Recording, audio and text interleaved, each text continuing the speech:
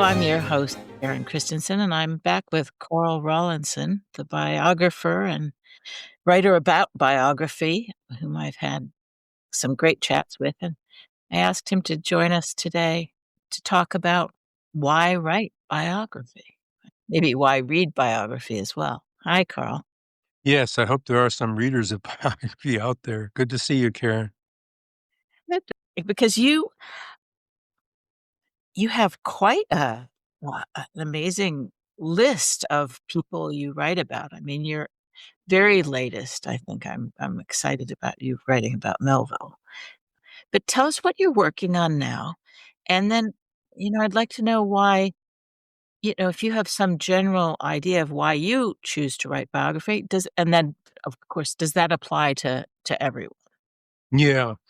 Well, the current biography I'm writing, and I expect I'll probably have a draft of it by the end of this month or the beginning of next year, is biography of the actress Eve Arden. I've been attracted to biographies of actors. That's what I started out in life to be, an actor. And in some ways, biography has been a kind of displacement activity, Uh-huh. because what you do as an actor is you do whatever part you're playing, you're impersonating a character. You're trying to understand what makes that character tick, what motivates that character. Uh-huh. And so biography was when I decided I wasn't going to pursue a career in acting. Biography seemed to be the way to go.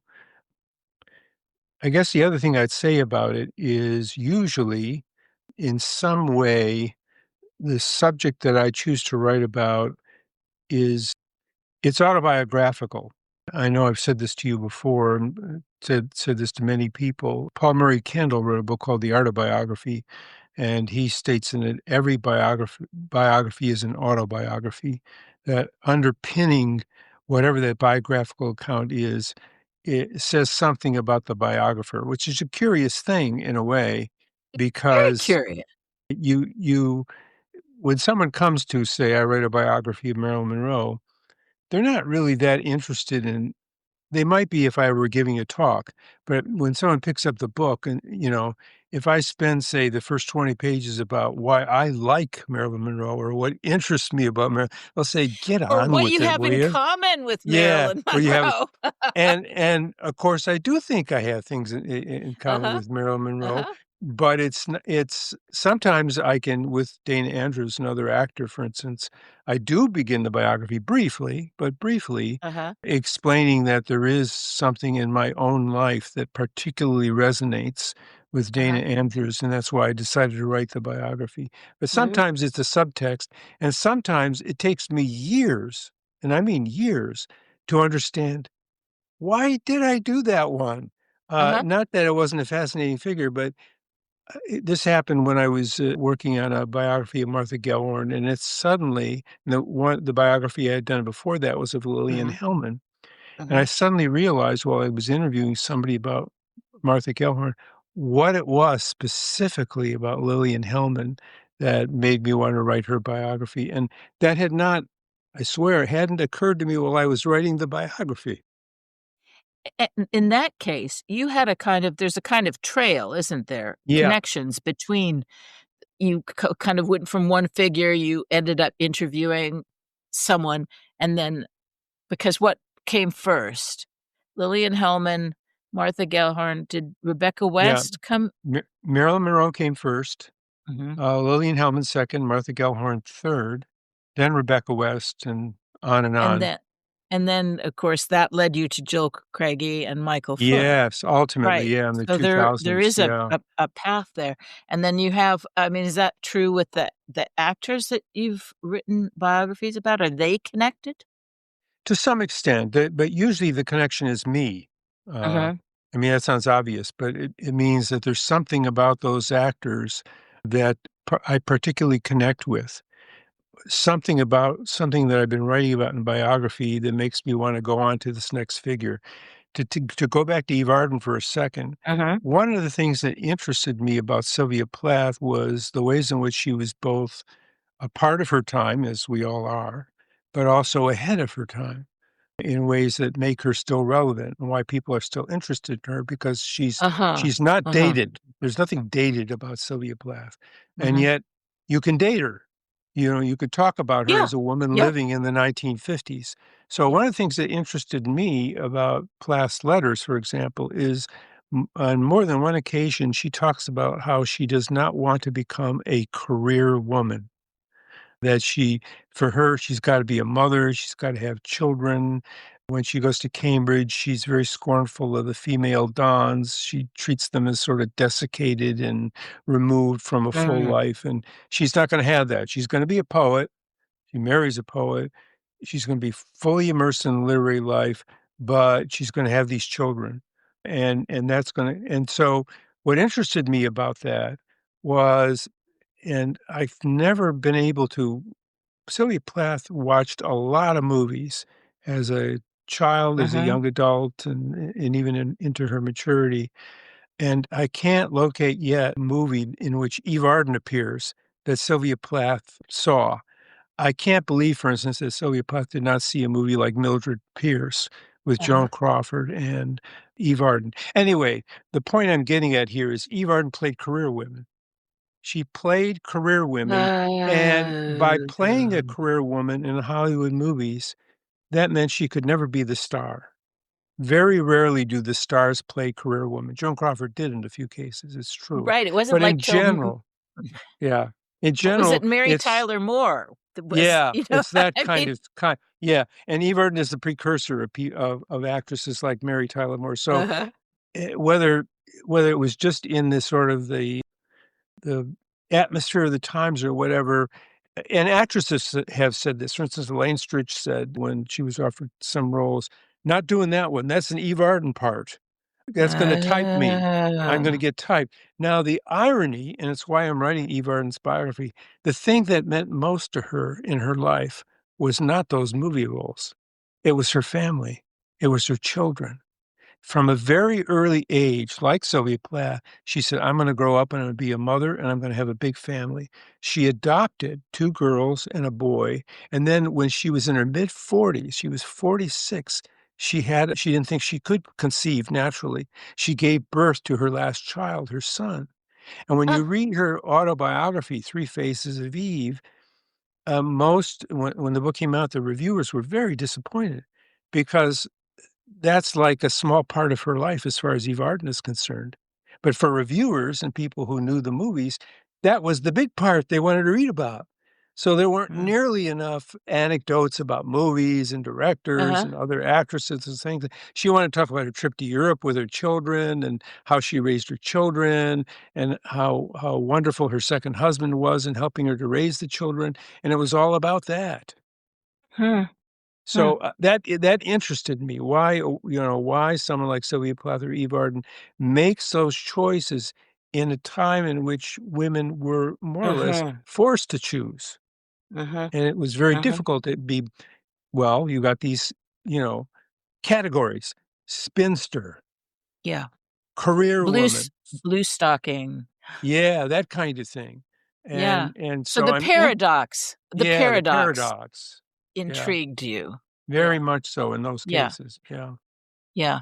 I think that I actually wonder if that could be true of Michael Foote as Well, I was well. gonna mention Joe Craigie because she Uh-huh. starts out very much an independent woman, married twice before she meets Michael Foote, has a very brief career as an actress, Uh-huh. mainly through her second husband, and writes a number of scripts and is a documentary filmmaker, director, and so on. So that when she marries him, she is established as Joe Craigie. I mean, she Mm. still has things she wants to do with her Uh-huh. career, but that in some ways does get subsumed into Michael Foote's career. So Yeah. that became fascinating too, to see that. Yeah. Yeah. So I mean, like, as I've said many times, I really enjoy your writing about women. Very interesting to me. And now you have so what's next after Eve Arden? Because I think that I've heard a story or 2. Yeah, the presidential biography book was just I approved by the board of the University of Virginia Press, Mhm. and so it's called "Making the American Presidency: How Biographers Shape History." And Uh-huh. it really grows out of my thinking about biography and the style and structure that biographers employ and the extent to which it overlaps, for example, with fiction. So it's very much, it is about individual presidents. It's not a history of the presidency. I don't deal Uh-huh. with all the Yeah. presidents, Yeah. but I deal with certain crucial incidents. There's a long first chapter on George Washington because he establishes the model of Uh-huh. what a president is supposed to be. And biographer after biographer, in a sense, elaborates on that model. And whether they talk about Washington or not in Uh-huh. biographies afterwards of Adams and Jefferson and so on, Washington is always looming there Uh-huh. as the example, as the model. And so that's a kind of through line in my book. Coming down to Donald Trump. Now, who would Uh-huh. put Donald Trump and George Washington in the same room? Right. I do. One reason to read my book.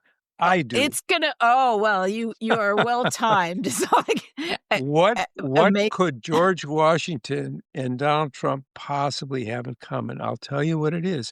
And I wrote a 800-word piece for the Hedgehog Review about this. Uh-huh. Um, they're both providential presidents.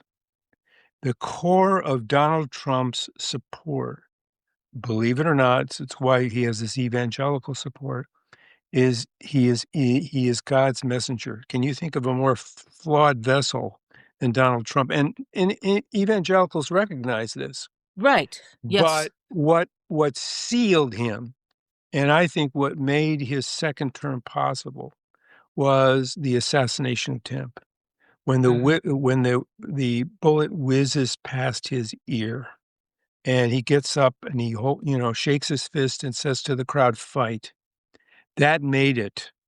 That made everything it could fold into his narrative. They prosecuted me, they've done this and they've done that to me. I'm still standing. Let's go back to George Washington, the first Mhm. chapter of my presidential biography book. At the age of 20, the 20, the governor of Virginia sends him out to the territories. Mhm. The West then was, anything west of Virginia, not Right, west of the right. Mississippi, Yeah, right. west of Virginia.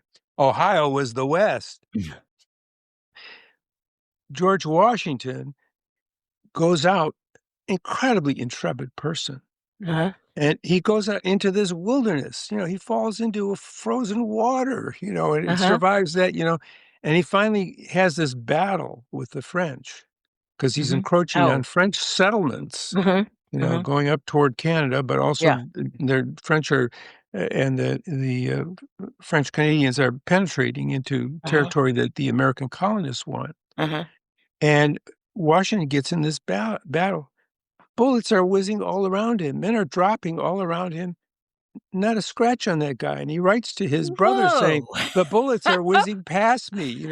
Later, this famous British general, General Braddock, has this tremendous force that again goes against the French.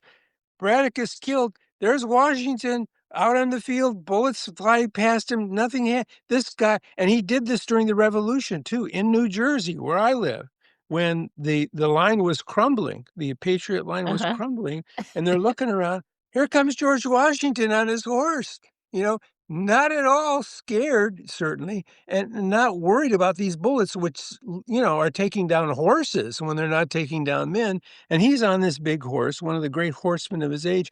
You know, like it or not, for a significant number of Americans, Trump follows this mold.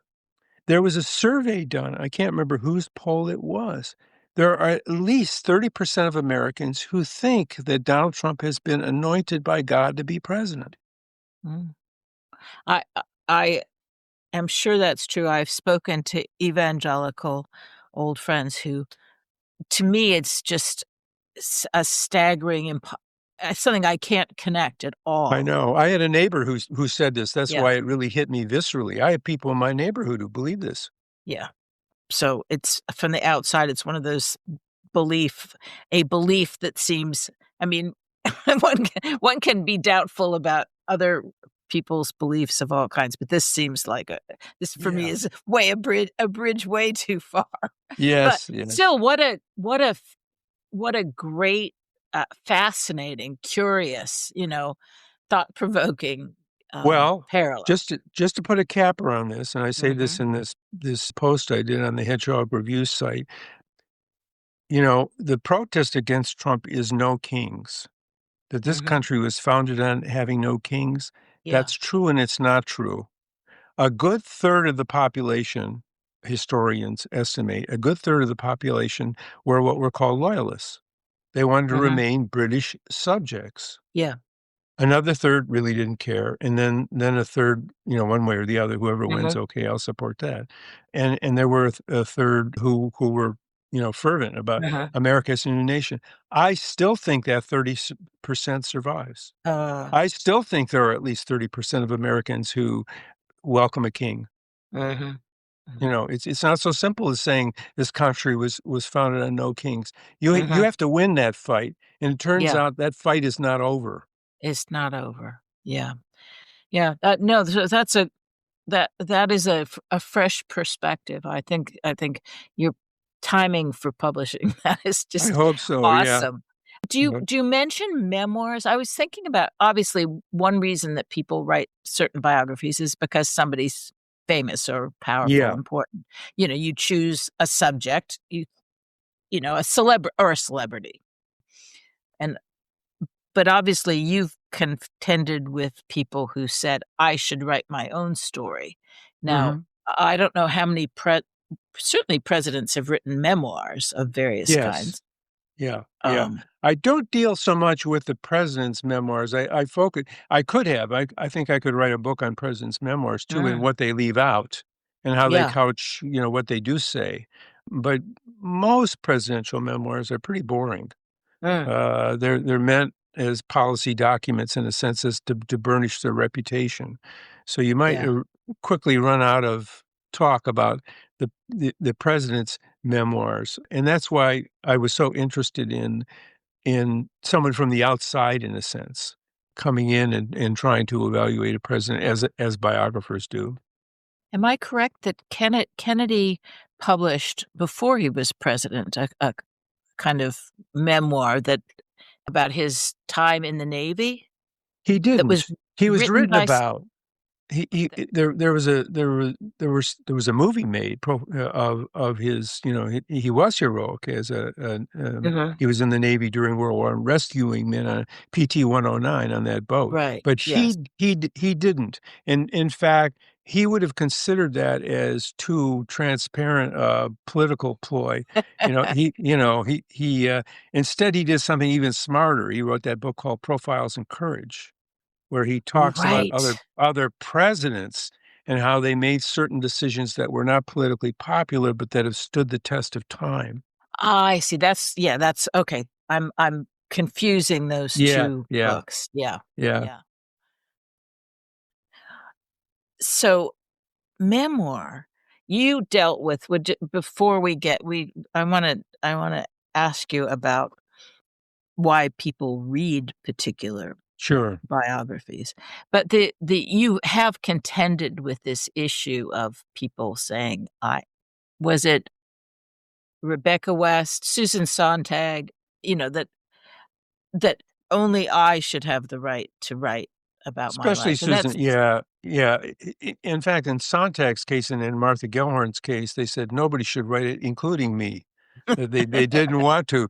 The closest Sontag came is she did keep diaries, for example. well, T.S. Uh, Eliot, yes, yeah, supposedly, and he didn't even keep any kind of I mean, there's yeah. no record of that sort, really.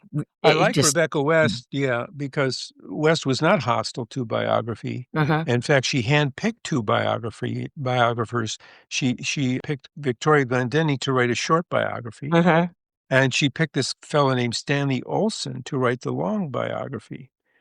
Olson never got around to his. He had a stroke, not his fault. Mhm. He Mhm. was a young man in his 40s when Uh-huh. he had this immobilizing stroke, and he wasn't able Uh-huh. to do the book. He was a confidant of hers. It was gonna be a huge book, 300,000 words, and I came along, some years after Stanley Olson and decided I would write the longer Uh-huh. biography. Mhm. So Rebecca West wrote she wrote a fascinating biography of Saint Augustine, She wrote a Oh, fascinating biography of the British trader William Joyce, and much of her work is biographical. And in fact, she hated T.S. Eliot. She hated all that tradition and the individual talent where the writer becomes subsumed in the work. She thought that was nonsense. yeah. And it Yeah. turns out to have actually been nonsense on Yeah. Eliot's Yeah. part. Yeah, but Funnily academics have enough. taken him very seriously. There's still Oh, I this know. I prejudice against biography. In tradition in individual talent, he has this analogy about a piece of metal in, the chemical reaction that occurs in a scientific experiment, and that this is what happens to a writer, and it's just preposterous, that somehow the writer vanishes in the work. There is a sense, of course, where the work has to stand by itself, but the yeah. idea that you can't find traces of the writer is pretty And it's strange. so clear in Eliot, but I suppose that that was just protective. Yeah, Um, it I was. it's and perhaps he actually no, he wrote things that you're find yourself in. Well, he who who knows why he was a person whose thinking was not entirely clear in certain Yeah, ways. yes, I would agree. So, but why do we read about people? Are we reading about them because we want to feel that we have something in common with them, to learn from their experience, to be inspired, or to find that they have feet of clay? That also seems a sort of expose. Is it? Some people like that. Some people Hmm. hate biography for that reason. They say, "Oh, I Hmm. really admired so and so," and then I find out from reading Rollyson that that person wasn't, had a dark side and so on, and they don't like that. I think we can't, of course, label or explain completely why people read biographies, but I think, at least in part, the word I would use is vicarious. Hmm. It's a vicarious experience.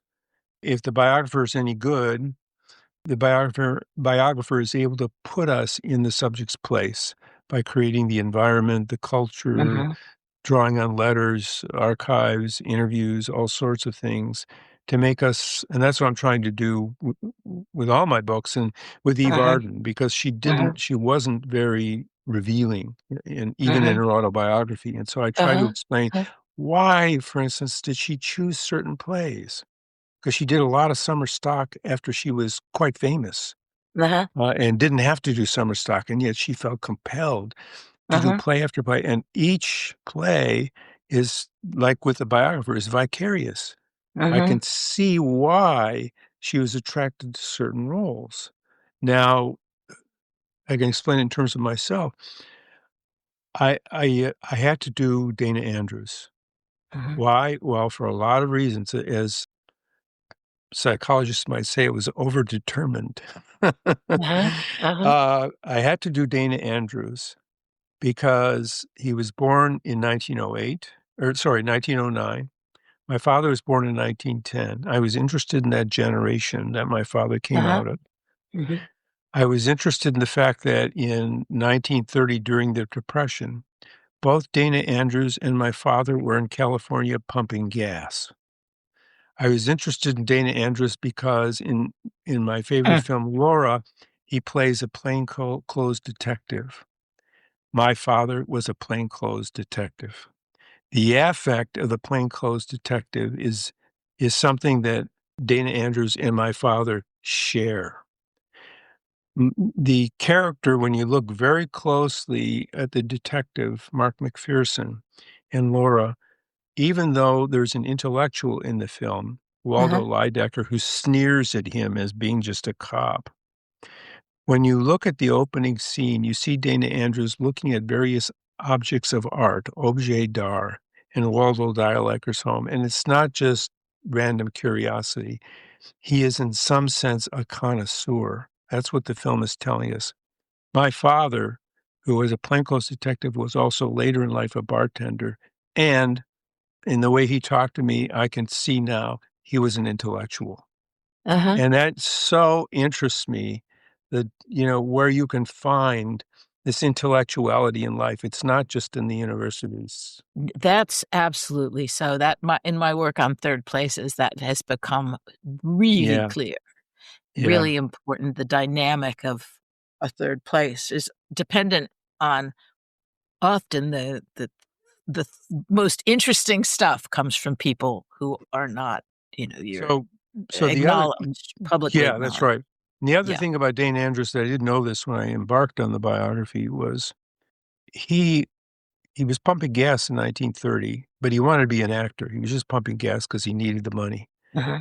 And he found what I never found. The 2 owners of the gas station heard him one day singing. He was a trained opera singer, but Uh-huh. he wanted to be an actor. They heard him and they said, "Well, you don't wanna pump gas all your life, do you?" He said, "No." He says, "I wanna be an actor, and I wanna, Uh-huh. I wanna be in movies and so on." They backed him. They funded Oh. him. And when he finally it took him almost 10 years. When he got a Hollywood contract, he started paying them back. He was so, grateful that these 2 men had backed him like that. Uh-huh. And he had kept a diary and a journal, so I knew about all this. Uh-huh. And later, he talked about it in some interviews too, but Uh-huh. I had much more access to and when I one of the reasons again about Dana Andrews is what intestinal fortitude to go a decade when he could sometimes had barely enough to eat, Uh-huh. before, getting this Hollywood contract. That's when I did summer stock myself, and I looked at actors in their, late 20s and 30s, and they had nothing.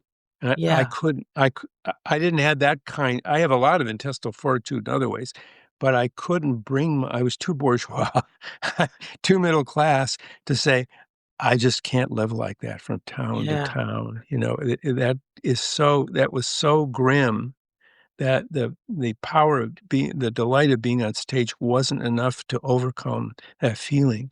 And so when I get someone like Dana Andrews, I'm thinking, "Wow, I have to understand this Oh, and yeah. explain this. Yeah. This is" Yeah. so that's what I mean by vicarious, Yeah. it's when I decided to do Marilyn Monroe, one of the reasons is the story of her, and many biographers tell this story of going into her husband was in the merchant marine.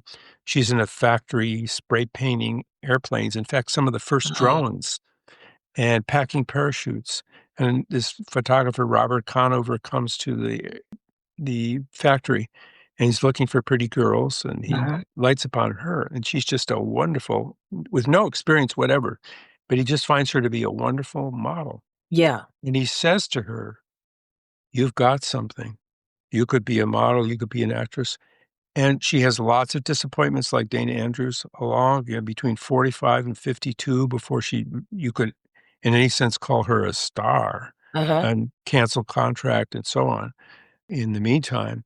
But it just took that one person to say that. And nobody really everyone the other buyers talked about it, but they didn't really I didn't feel, knew the importance of that. Now, why did I know the importance of that?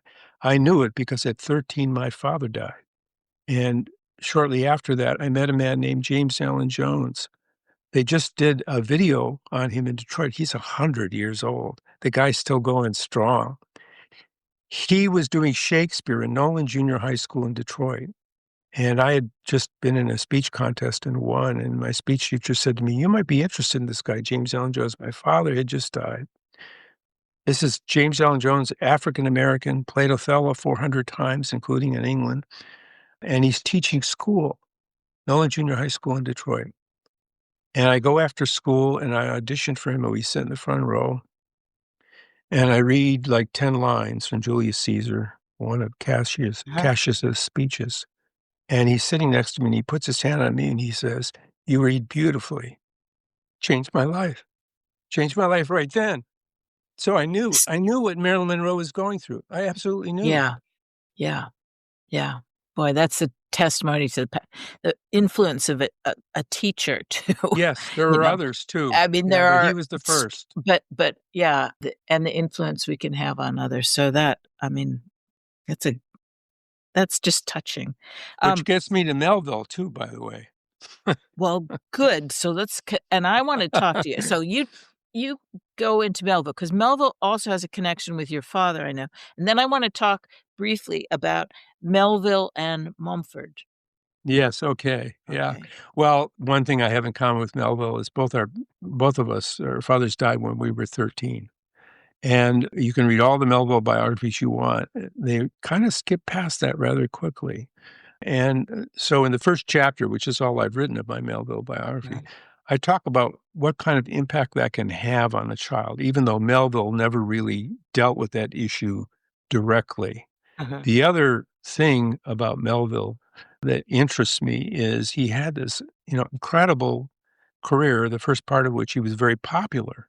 Omu, Yeah. Taipei, those kind of books, travel Mhm. books, The travel and he books, yeah. yeah, and did really well. But by the time, his most ambitious work, Moby Dick, 1851, it doesn't get a rousing, Mhm. reception, and he goes down, down, down in a sense on the literary stock exchange until when he Mhm. dies in the 1890s. People are saying people who even remember whatever happened to Melville, Mhm. he's just not part of the mix anymore, and it takes really a good 30 years with we'll get to Mumford and the Melville revival. Mumford is part of that. Mhm. Lewis Mumford is part of it.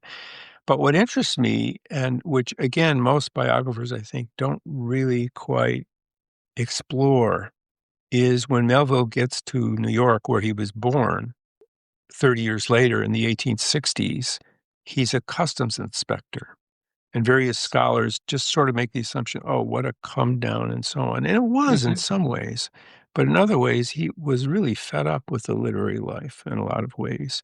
And one biographer, Herschel Parker, has some good stuff about Melville as a customs inspector and why that might have appealed to him.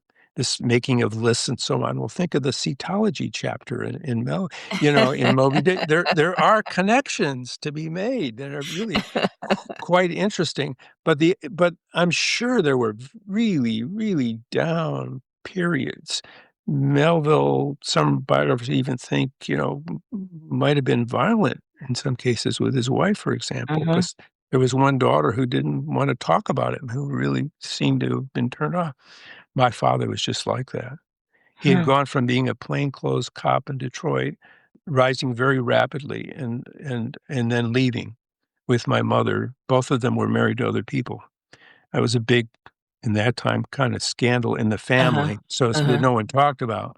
And he had no education, he didn't even have a high school Mhm. education, but he was Mhm. well read. He was, but at that time, he could not conceive of what to do. Mhm. And that's when he became a bartender. And he was an alcoholic, and he Mhm. was a mean alcoholic. And my childhood was very fraught for those reasons. Even though he died at 13, already things were really Mhm.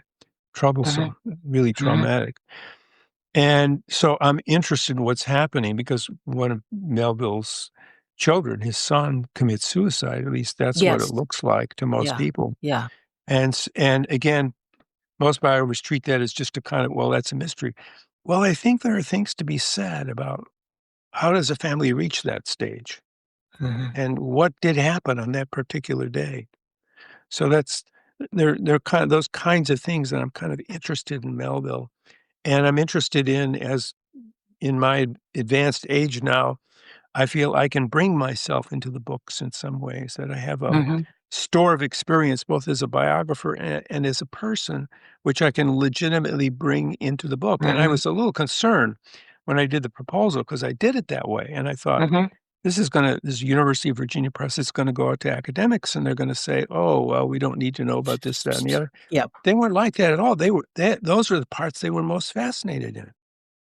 Oh, well, that's actually reassuring about the Yeah.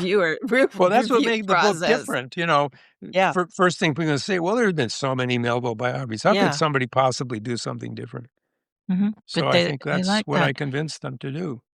Well, I know that L Lewis Mumford, who wrote one of the first biographies of Melville in the '20s, that he was drawn to Melville because he felt that in some ways his life at that point was echoing Melville's. Now I don't know I don't know really much about Melville the way I know that at that point he was especially struggling over issues of fidelity in his marriage and other women Mm. and trying to and as well as his own, career as a writer. And somehow he clearly was drawn to Melville. He felt a sense of kinship and was quite explicit about that, I think. But this leads me to I don't think I've told you about an experience I had when Aaron Sachs wrote his dual biography of Lewis Mumford Yeah, and, wonderful book. Yeah. and Melville. I went to a talk he gave about the book at Arrowhead, which was Melville's home, which I'm hoping you'll visit when you're writing. Yes. And so he told us, talked about the book and talked about both their wives or their marriages. And I because I'm very familiar with the Mumford story and especially with Sophia Mumford, his wife, I was dismayed because the people in the audience, what they were saying is they were saying that Mumford was an asshole. That's what I Oh, yeah. remember. Uh-huh. And I can understand it, but it was more complicated than that, is all Sure I it was. Yes, can yes. say. And how do you handle, I mean, these complicated things where people, where you're trying to get at some of the human struggles. You're Well, I even think talking about your yeah. father, right? Yeah, yeah. Yeah, you have to create the context, the older I get, the more I understand what my father was going through and what Mm, I think Melville was going through. And I think for some issues, it does help to be older and to have uh-huh, experienced certain things. I think that's important. I think that context is what's important here, explaining why as best you can why a character reacts a certain way because and this is one of the I think great contributions of biography. I think there are things that Melville, and this was certainly true of Faulkner, there are things that they do that they themselves don't understand. That there are mhm, things in our lives that have shaped them that make them do certain things. And the irony with Faulkner, for example, is that he understands that about the characters about whom he's writing in his fiction. He has this wonderful phrase in Light and August about memory believes before knowing remembers. And someone might look at it and mm, say, but what does that mean? And uh, I always have to, when I'm teaching the novel, and I have taught it online, I have to explain really what Faulkner's getting at is you have certain reactions which are part of patterns, and the pattern began sometimes even before you were born. mm, It began maybe with your parents, maybe it began with certain things in the culture, and you're doing certain things that you think you alone are doing, and of course you alone are doing it. But someone stepping back and looking at the whole picture can explore why it is you do certain things. That is why the subject does certain things that can't be told in a memoir or an autobiography. The analogy I often use is of myself, say, I can't do what you can do. For instance, if I meet you, you can walk 360 degrees around me and have views of me, and of course, thoughts about me and perceptions of me that might surprise me. The film critic and biographer Joseph McBride has just published a book of interviews with a childhood friend of his, and it starts out with a childhood friend saying, "We had this impression of you," and he begins to give the impression, and then McBride responds, and McBride says, "Well, I never thought of it that way. I didn't know that people were viewing me that way. I think this is true, that's not true." Answer, and they go back and forth. It becomes a kind of dialogue.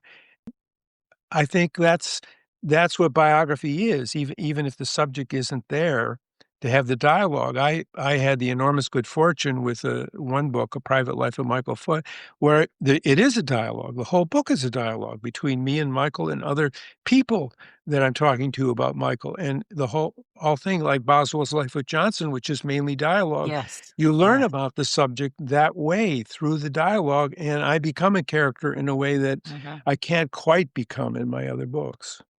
And it gives you a chance, at best, to just a deeper understanding of the complexities of human life, human relationships, and and that that is a gift because we all, we're all trying to figure things out as we go along. So we are looking for Yeah, examples, maybe things to avoid as well that's at right. times.